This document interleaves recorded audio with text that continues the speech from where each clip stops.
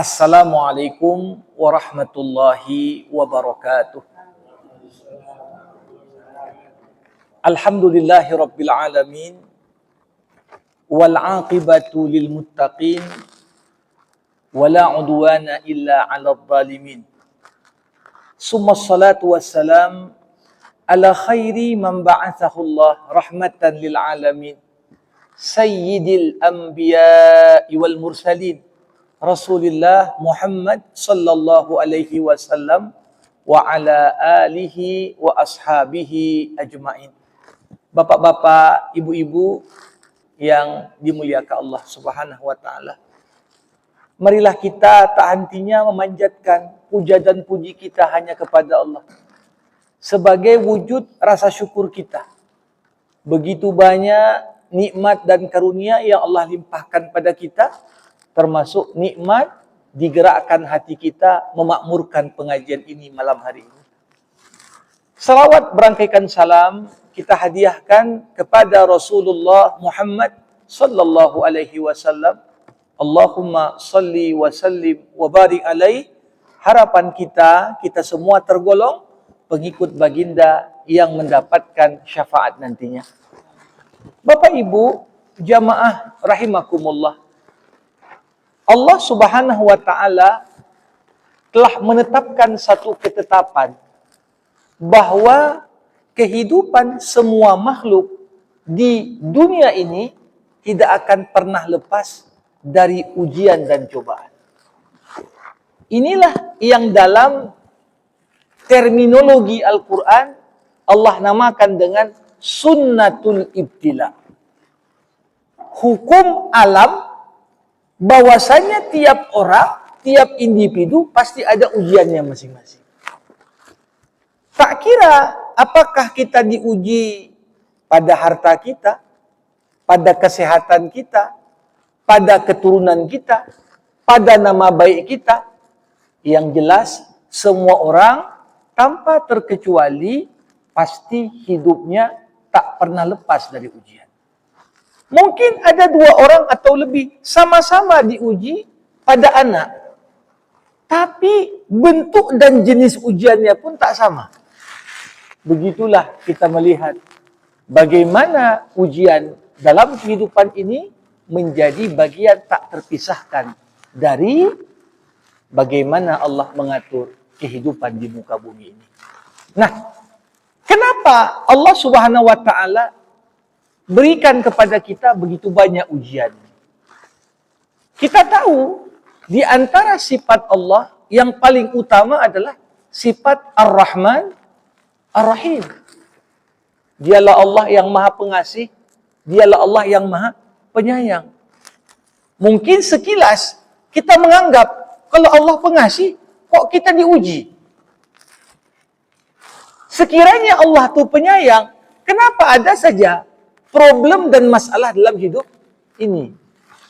Disinilah letak relevansi apa yang Allah Subhanahu wa taala firmankan untuk kita semua di pembukaan surah Al-Ankabut. Apa kata Allah? Alif Lam Mim ahasiban nas ayyutraku ayyaqulu amanna wa hum la yuftanun. Walaqad fatanna alladhina min qablihim falana'lamanna alladhina sadaqu walana'lamanna al-kadhibin. Alif Lam Mim kata Allah.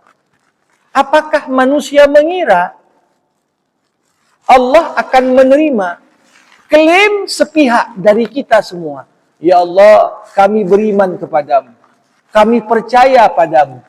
Padahal mereka yang mengucapkan kata-kata iman itu gak pernah diuji.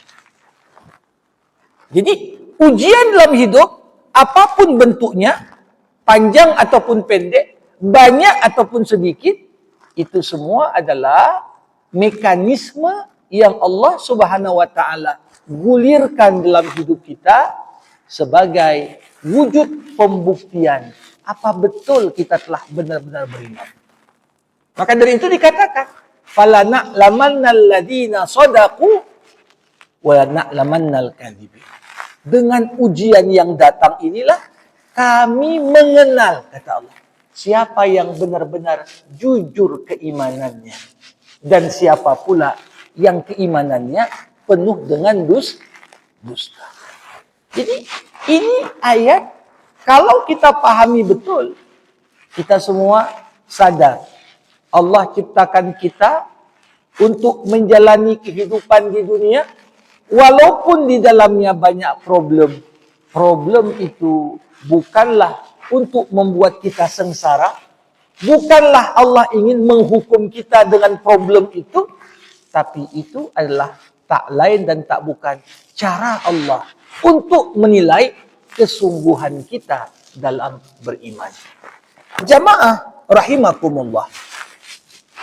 Kalau kita bercerita tentang bentuk-bentuk ujian dalam hidup ini, Al-Quran bercerita ujian itu tidak melulu soal hal-hal yang tidak mengenakkan.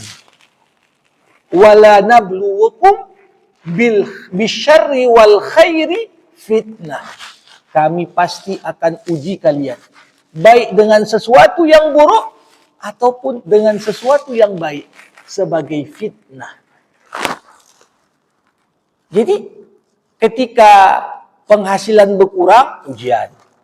Ketika penghasilan bertambah, ujian juga. Ketika karir menanjak, ujian.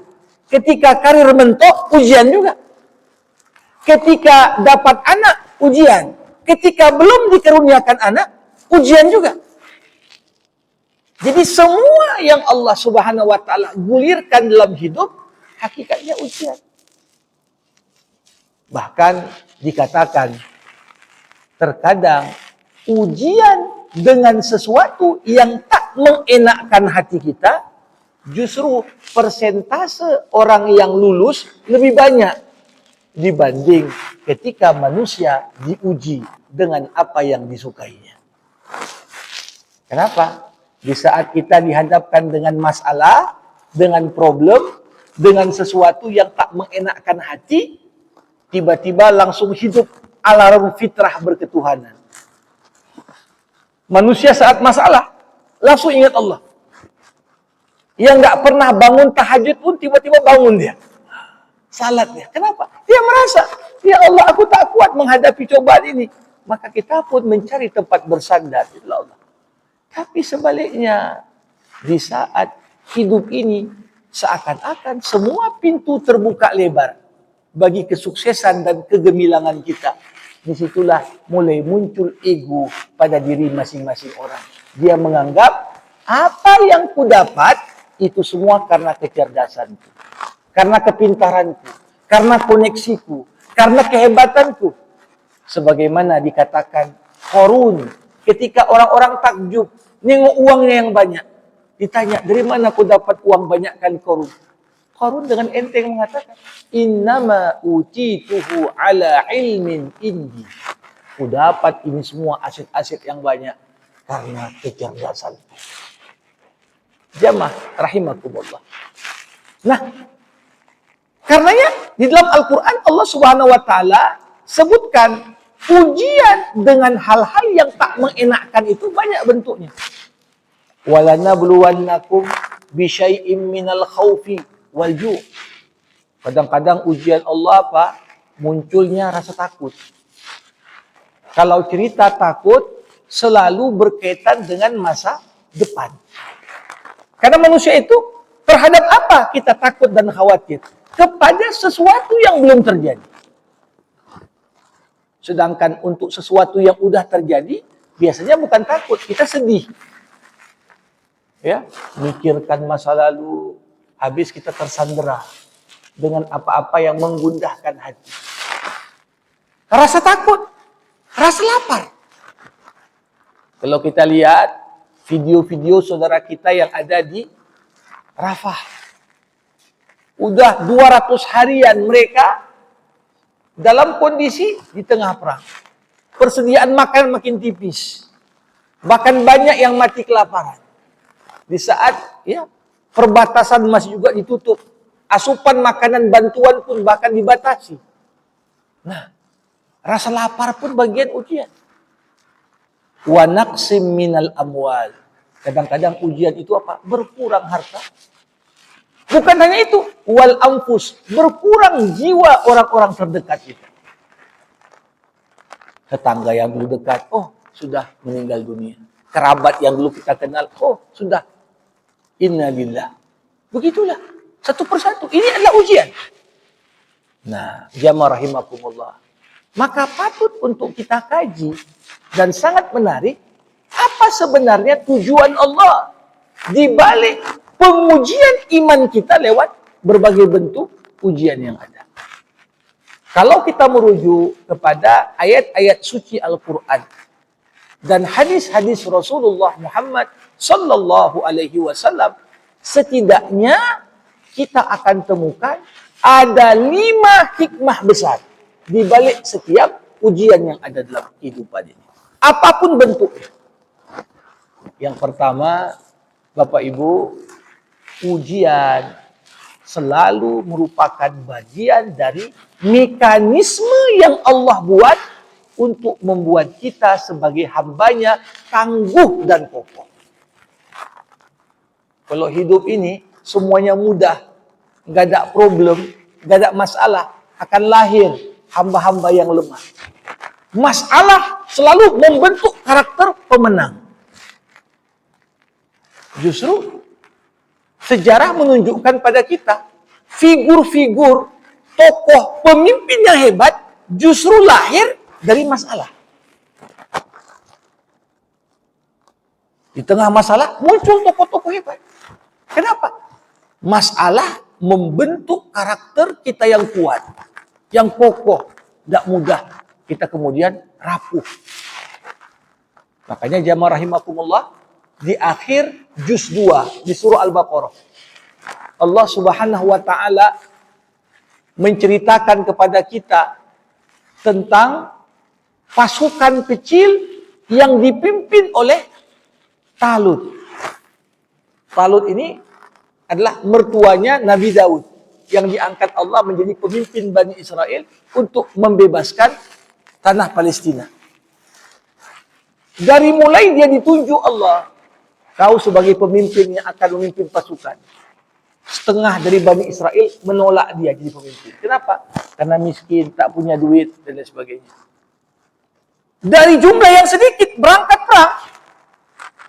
Ketika mereka berpapasan dengan sebuah sungai, instruksi yang cukup aneh dikeluarkan oleh Talut. Kalau kalian minum dari sungai ini, gugur. Tidak boleh ikut bersamaku dalam pasukan. Kecuali minum hanya sedikit. Dari jumlah yang sedikit, tersaring lagi. Tersisa, tinggal beberapa orang. Sampai dikatakan, jumlah yang ikut berperang bersama Talut melawan tentaranya Jalut. Kalau dalam literatur barat namanya David lawan Goliat. Dalam bahasa Quran, ya, Talut lawan Jalut, karena Daud ketika itu hanyalah bagian dari pasukannya Talut. Apa yang terjadi? Jumlah 314 orang sama seperti jumlah umat Islam yang berperang di perang Badar, bisa mengalahkan musuh yang jauh lebih besar dengan persenjataan yang canggih. Kenapa? Ujian membentuk mental yang kokoh. Jamaah rahimakumullah. Jadi kadang-kadang kita pun begitu juga. Kalau hidup ini semuanya dikasih ready tanpa ada perlu perjuangan, nah ini tak akan terbentuk karakter orang yang punya daya juang tinggi. Tapi ketika kita sekolahkan anak kita, kadang-kadang sekolah berasrama, jauh dari orang tua, nampak daya tahannya itu lebih unggul dibanding yang terus kita jaga terus. Dia tidak menghadapi masalah secara langsung. Nah, jadi begitu juga. Allah Subhanahu wa taala gulirkan dalam hidup ini banyak masalah supaya kita kuat. Dengan adanya masalah terbentuk karakter penyabar. Dengan adanya masalah terbentuk karakter percaya dan yakin akan janji Allah. Makanya dikatakan bagaimana Allah sengaja membuat dalam waktu-waktu tertentu nampak musuh-musuh Islam tuh begitu digdaya dan kuat. Tujuannya apa? Allah membiarkan musuh itu begitu merajalela dan dominan sampai orang-orang yang beriman berkata, "Aina Allah? Di mana Allah? Kok Allah nggak bantu kita?" Saya kira apa yang dialami oleh saudara kita yang ada di Gaza sana, udah berapa kali orang nanya, Allah di mana? Kita mati satu persatu tiap hari. Di mana Allah?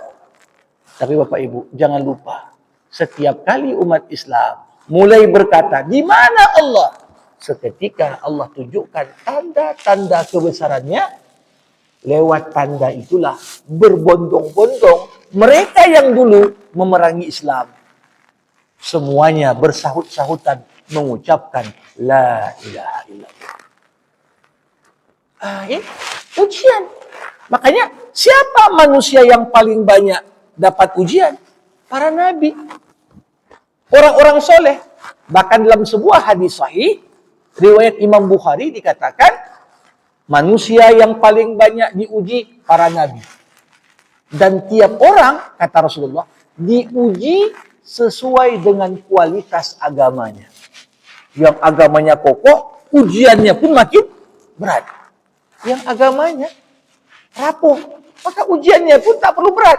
Karena kerapuhan agama membuat dia dengan ujian yang tak begitu berat pun sudah goyah keimanannya. Nah, jadi ini kita lihat hikmah pertama, membentuk karakter. Jamaah rahimakumullah. Ada yang kedua. Dengan adanya ujian, dengan adanya cobaan, dengan adanya masalah yang Allah gulirkan dalam hidup kita, apa hikmahnya? Masalah itu semua adalah cara Allah untuk menggugurkan satu persatu dosa-dosa kita. Bapak Ibu, kalau udah pernah buat dosa, bukan perkara mudah menghapus dosa itu. Menghapus dosa, caranya hanya beberapa hal. Pertama, begitu buat dosa, cepat-cepat kerjakan yang baik. Supaya menghapus yang buruk. Belum sempat ditulis lagi. Atau yang kedua, setelah buat dosa, istighfar. Setelah buat dosa, bertobat. Ini bukan perkara mudah. Baik bertobat, atau mengerjakan kebaikan setelah keburukan. Atau bahkan ketika kita beristighfar setelah berbuat suatu dosa. Tapi coba bayangkan, dengan adanya problem dan masalah dalam hidup, tanpa kita berucap istighfar pun, sabar kita menghadapi masalah itu. Maka masalah itu cukup menjadi penggugur kesalahan dan dosa kita. Ini kan luar biasa. Seakan-akan problem dalam hidup, jalan tol untuk pemutihan dosa. Makin banyak kita dihadapkan dengan masalah, makin bersihlah kita dari dosa-dosa yang kita buat. Makanya tak jarang sebagian orang justru bermohon sama Allah. Ya Allah, kalau banyak dosaku, biarkan ku bayar dosa itu tunai di dunia, ya Allah. Sakit dia bolak-balik masuk rumah sakit sebelum meninggal dunia. Tapi begitu dia siap untuk kembali kepada Allah, betul-betul seakan-akan yang bersangkutan dalam kondisi bersih hatinya, siap kembali kepada Allah Subhanahu wa taala dalam kondisi dosanya telah terampuni. Banyak kita lihat kasus-kasus seperti itu. Di saat sakitnya makin parah, tidak ada sedikit mengeluh.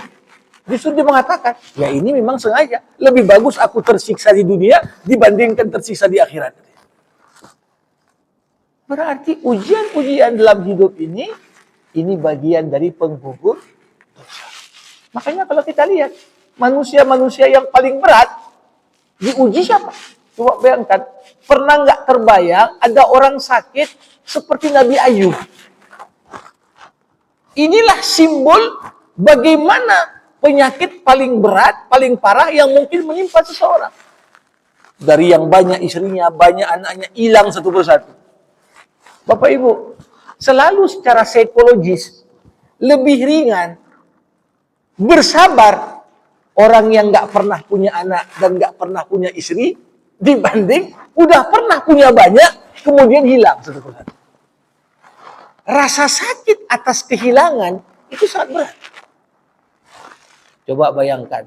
Tapi tidak pernah ada satu kata pun keluar dari mulut Ayub yang menunjukkan dia tak rela dengan ketetapan Allah.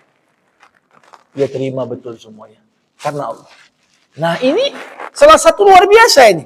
Bagaimana kemudian ujian dan cobaan itu mekanisme penghapus dosa, pemutih segala kotoran yang mungkin sudah tercatat atas nama kita. Baik disengaja ataupun tak disengaja di masa lalu kita sebelumnya. Jamaah rahimakumullah. Yang ketiga, apa hikmah dari ujian dan cobaan yang Allah berikan dalam hidup ini? Ujian esensinya adalah mekanisme Allah untuk menyaring. Menyaring tiap manusia sesuai kualitasnya. Wal yumahhisallahu alladhina amanu wa yamhaqal kafirin. Allah ingin seleksi mana yang benar-benar beriman, mana yang kafir. Mana yang munafik. Jamaah rahimakumullah. Kalau kita melihat ya, bagaimana penseleksian ini. Ini cara Allah luar biasa sekali. Menseleksi manusia lewat ujian-ujian kehidupan yang digulirkan di tengah kita. Nabi Muhammad SAW 13 tahun berdakwah dalam kondisi umat Islam minoritas. 10 tahun berdakwah di tengah masyarakat Muslim udah jadi mayoritas di Madinah. Beda tantangan. Nah, justru di momen umat Islam minoritas, ini nggak ada orang munafik di Mekah. Saat Nabi Muhammad pindah ke Madinah, berhijrah ke sana, baru muncul kelompok munafik. Di Mekah nggak ada munafik. Kenapa? Untuk apa munafik? Kalau terang-terangan kafir pun bisa, kan begitu. Tapi di saat umat Islam banyak, di situ baru ujian lebih berat ternyata dibanding ketika umat Islam sedikit. Makanya umat Islam zaman sekarang pun di mana Muslim minoritas, nggak ada munafik di Jepang. Kenapa? Kompak aja dia kena minoritas. Tapi ketika cerita di Arab Saudi, di Indonesia, tempat-tempat Muslim itu banyak. Justru di sini tantangan mengetahui kualitas sebenar dari setiap orang, ini yang menjadi tantangan tersendiri. Muncullah di Madinah tadi siapa? Ada Abdullah bin Ubay bin Salul. Ini pemimpin kaum munafik. Bergerak mengadu domba antar umat Islam. Menebar virus perpecahan antar umat Islam. Membangkitkan fanatisme kebangsaan dan kesukuan di antar umat Islam. Supaya semuanya berkelahi. Nah, yang seperti itu juga tak jarang kita temukan dalam konteks yang mungkin berbeda, tapi tidak terlalu jauh berbeda dengan tantangan yang kita hadapi di masa kini. Jamaah rahimakumullah. Ada yang keempat. Apa yang menjadi tujuan Allah Subhanahu wa taala gulirkan ujian dan cobaan kepada kita? Ujian dan cobaan ini tujuan akhirnya adalah agar Allah Subhanahu wa taala dapat memberikan momentum paling tepat untuk menunjukkan tanda-tanda kebesarannya. Karena di tengah-tengah ujian itu orang menanti sebenarnya. Ya, menanti. Tapi kalau dalam kondisi biasa, Allah kasih tunjuk tandanya pun orang nggak menanti. Tapi di saat momen sulit, seperti manusia sudah kehilangan harapan. Nengok kanan, nengok kiri, nggak ada harapan lagi. Di momen itu, manusia berharap, ya Allah, mana keajaiban punya Allah. Tapi dalam kondisi biasa, mungkin nggak orang menantikan. Ya Allah, mana janjimu ya Allah? Enggak ganti. Maka dari itu, jamaah rahimakumullah, selalu saya katakan, justru di momen-momen berat seperti ini, itu pertanda Allah Subhanahu wa taala masih peduli sama kita. Masih peduli. Saat ada krisis, ada masalah, ada problem, tandanya Allah masih peduli. Bapak Ibu, kalau ada seorang pasien datang ke praktek seorang dokter, diperiksa oleh dokter itu. Penyakitnya belum terlalu parah. Masih mungkin diobati dengan obat-obatan yang tersedia. Kita akan temukan dokter itu begitu cerewet kepada pasiennya. Kenapa? Bapak jangan hanya minum obat ini sekali-sekali, minum teratur. Jangan makan ini, jangan makan itu. Cerewet sekali dokternya. Perhatian dia betul. Kenapa? Karena dokter tahu dan sadar. Ini kalau dirubah pola hidup, pola istirahat, masih mungkin sembuh. Bandingkan dengan pasien kedua. Didiagnosa. Nampak, ini udah kanker stadium 4. Kita lihat, dokter itu sedikit pun tak cerewet. Bahkan kalau ditanya sama keluarga pasien, apa aja pantangan makan dokter? Gak apa-apa, Pak. Makan aja semua, gak apa-apa. Kenapa? Disuruh makan selagi sempat katanya. Jadi inilah ujian-ujian kecil yang Allah kasih karena Allah tahu masih bisa sembuh ini kita. Coba bayangkan ketika dibukakan pintu kesenangan dunia, seakan-akan gak ada masalah dalam hidup ini. Nah, kalau kita lihat zaman sekarang ini, hampir tak tahu kita mana ujung pangkal semua masalah. Cerita judi online, pelakunya sudah 2 juta lebih. Korbannya sudah lebih dari 5 juta. Ini baru judi online. Cerita lagi tentang misalnya penyalahgunaan narkoba. Gimana pula jumlahnya. Cerita lagi tentang pinjol. Tak tahu kita yang mana mengurai ini. Banyak sekali problem. Disinilah, di saat kita dihadapkan dengan banyak sekali ujian dan cobaan, tandanya apa? Momentum Allah ingin tunjukkan tanda kebesarannya sudah makin dekat. Makanya dikatakan, ma ya'ba'ullahu bi'azabikum in syakartum wa amantum.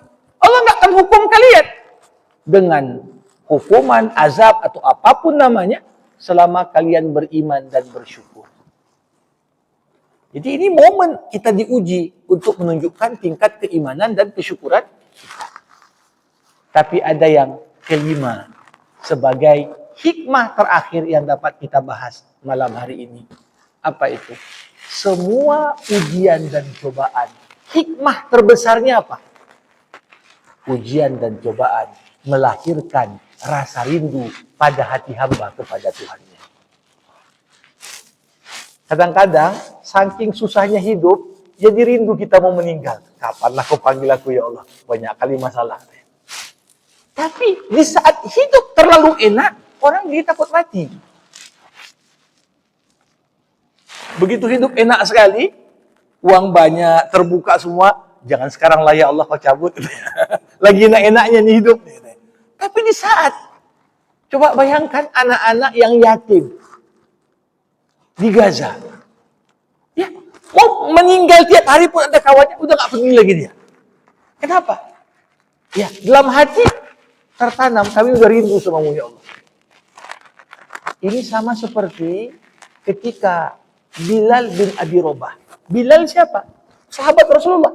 Bilal ini termasuk di antara sahabat Nabi yang diberikan usia termasuk yang sangat panjang. Usia Bilal ketika meninggal di atas 100 tahun.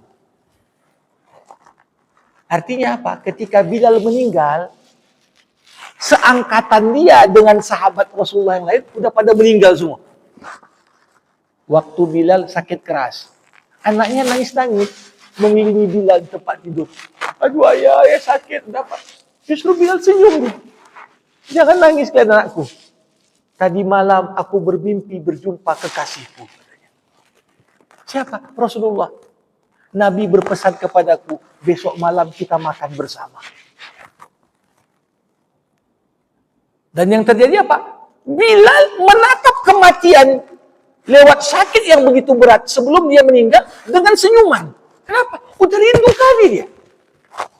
Jadi kadang-kadang masalah-masalah yang ada justru membuat kita rindu sama Allah.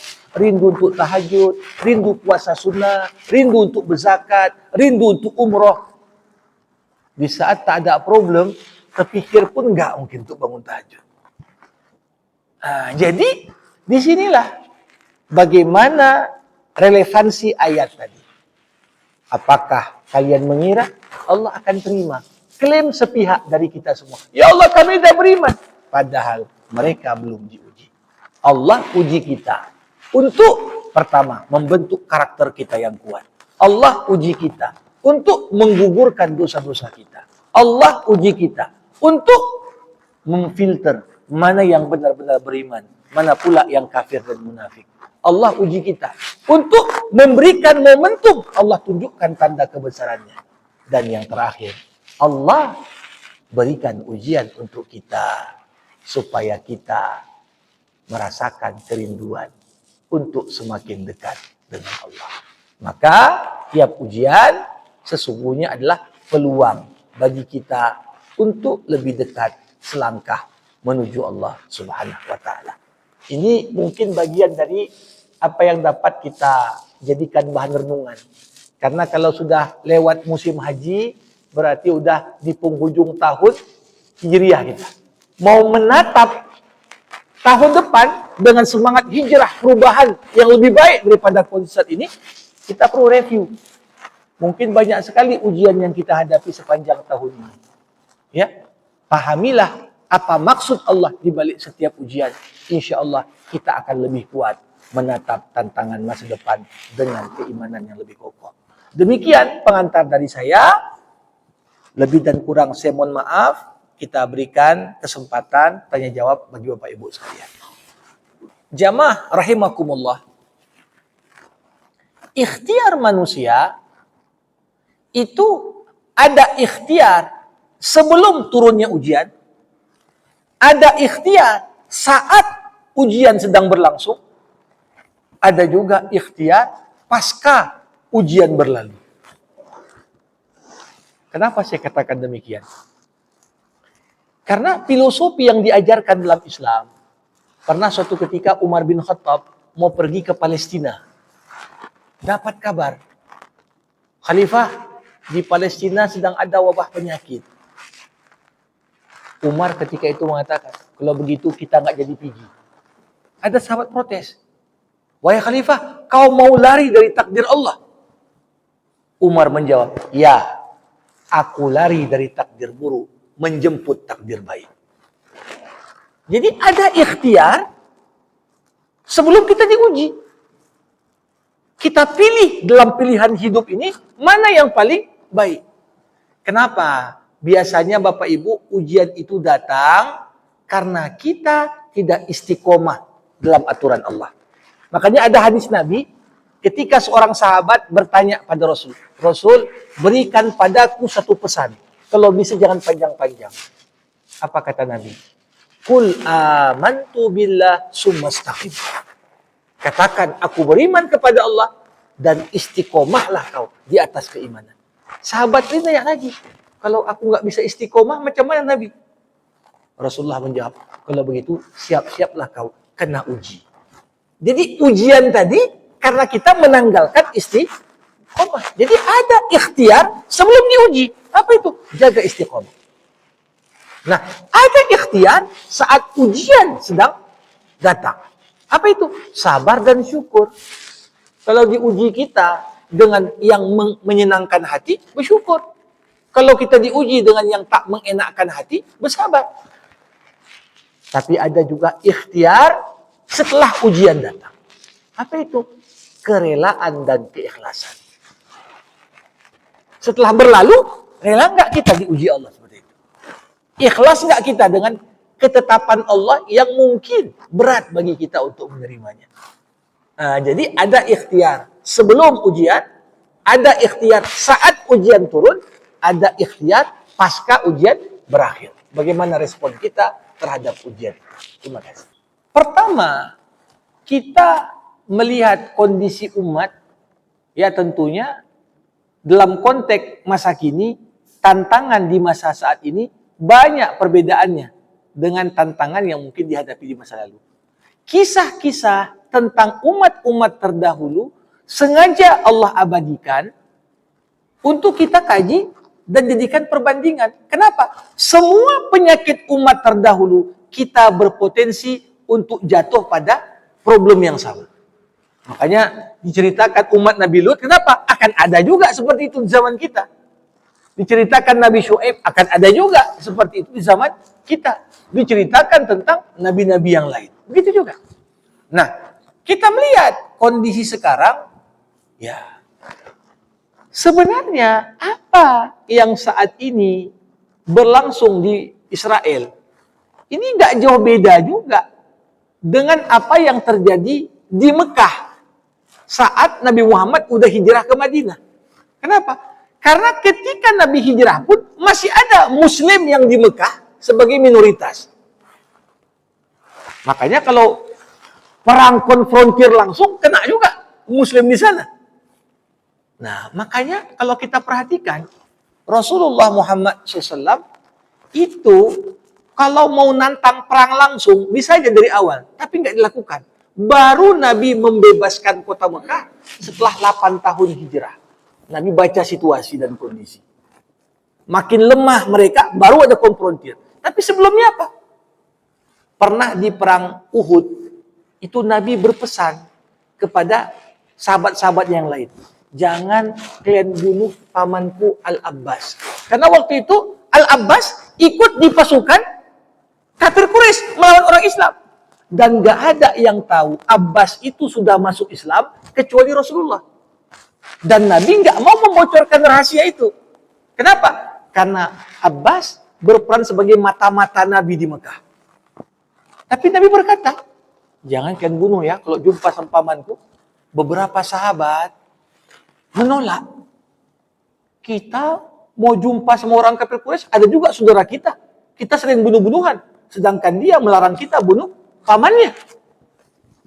Setelah selesai perang, baru ketahuan Abbas itu udah masuk Islam dan dia jadi mata-mata Rasulullah. Sahabat yang tadi sempat berprasangka buruk kepada Nabi, dia katakan, aku beribadah puluhan tahun, tapi aku takut amalanku itu ditolak gara-gara aku berprasangka buruk kepada Rasulullah. Jadi kalau kita lihat dengan adanya persentase umat Islam di sana, nah berarti di sini makanya kalau kita lihat dari satu sisi bagaimana umat Islam yang jadi warga negara Israel perlu juga berjuang dengan cara mereka juga.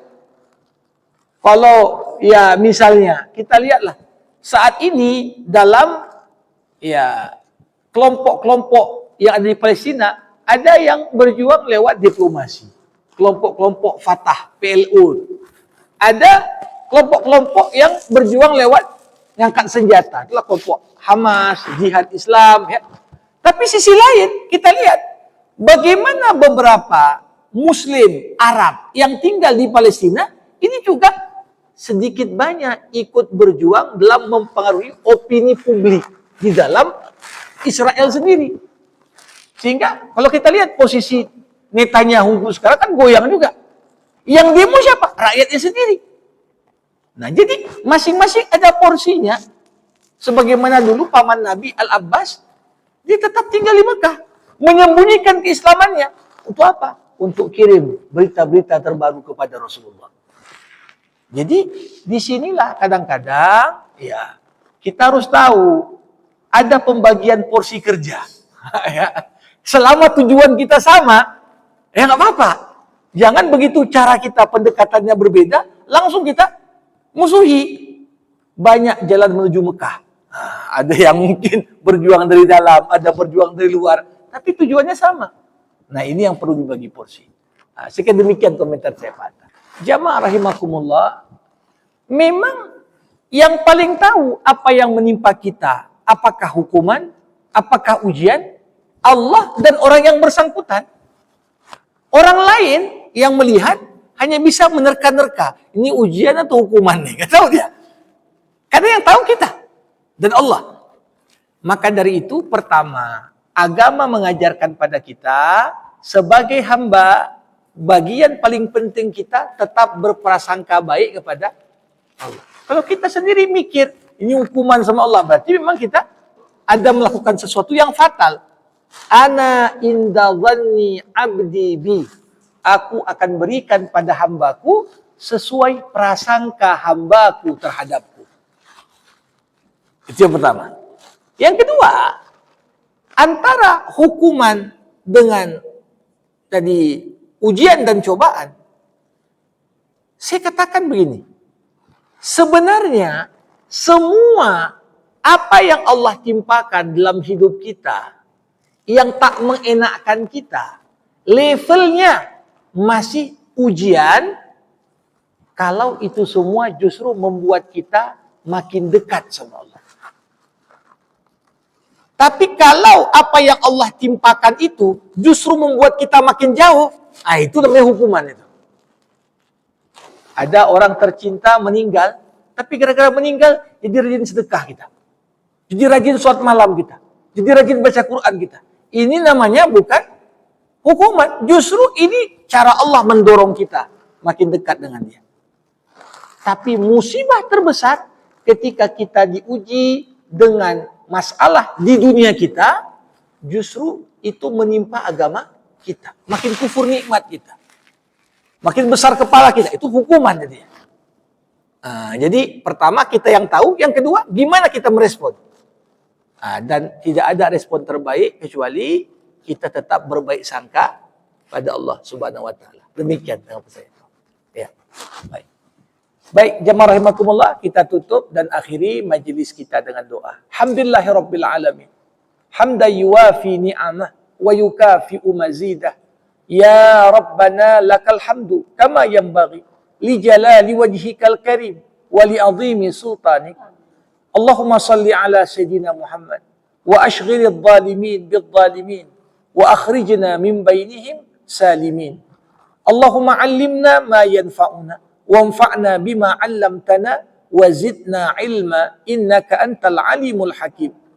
اللهم أرنا الحق حقا وارزقنا اتباعه وأرنا الباطل باطلا وارزقنا اجتنابه. اللهم اهدنا الصراط المستقيم صراط الذين أنعمت عليهم من النبيين والصديقين والشهداء والصالحين. اللهم أعز الإسلام والمسلمين وأذل الشرك والمشركين. ربنا آتنا في الدنيا حسنة وفي الآخرة حسنة وقنا عذاب النار وصلى الله على سيدنا محمد وعلى آله وصحبه أجمعين والحمد لله رب العالمين. السلام عليكم ورحمة الله وبركاته.